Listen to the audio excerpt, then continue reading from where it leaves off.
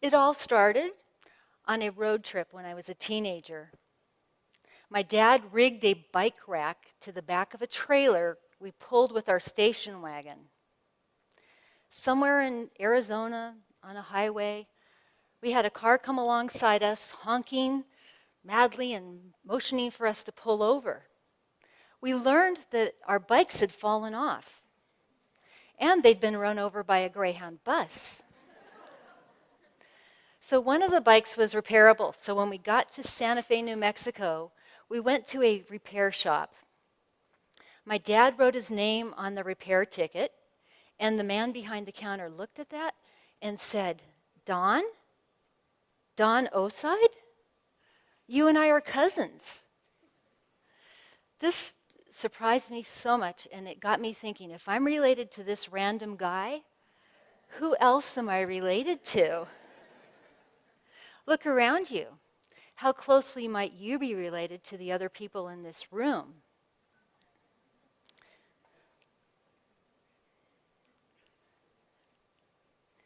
Stay. Do you know your great-grandparents' names? You have 8 of them. I bet you don't know their names. You can see that it doesn't take many generations for us to lose all connection to our past and what we share. Imagine in a few generations that you too may be forgotten. My grandmother gave me this photograph of a painting of her grandmother. And she only knew the name of the one grandmother, Mary McEwen. That was it. The photo intrigued me enough that I've been on a quest all these years to find out who these people were. Why did they move from Scotland to Chicago? What were their hopes and their dreams?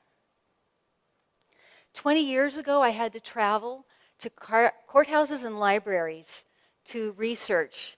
And today I can be at home in my Snuggie and my slippers, and I can view obituaries, birth, marriage, death certificates.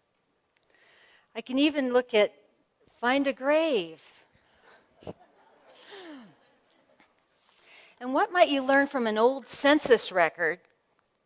I learned that this young girl's grandson became an actor. He starred in motion pictures as well as the television shows Father Knows Best and Marcus Welby, MD. Well, in my research, I discovered that my grandmother would watch him on television, but she had no idea that she was watching her second cousin. Our connections can be even closer than that. Steve Jobs later learned that the owner of a restaurant where he'd eaten several times, a man with whom he had shaken hands, was his birth father. And our connections can be even closer than that. But the most exciting thing is our DNA, and it's opening up a whole new world for us of finding our lost connections. I took a DNA test myself, and I found that of the 125,000 or so other people who'd tested with the company 23andMe, that there was my nearest relative was a man, Phil, other than my brother. It said we're possible third cousins, and I know that might be a tenuous connection. And I don't normally go flying across the country to meet strangers, but I flew to Texas for a visit. We flipped through his photograph collection. He had a box of photos, and we came to the back of one, and I recognized some of the names on the back. And imagine my surprise when we flipped over the photograph, and I saw this. And the names all matched my research.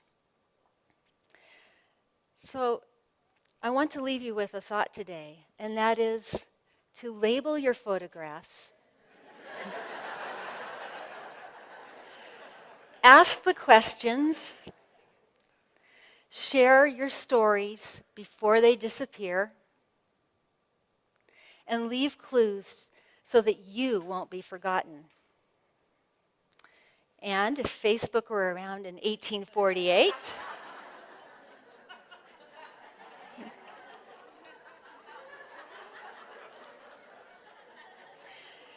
and remember, life is short and family is forever.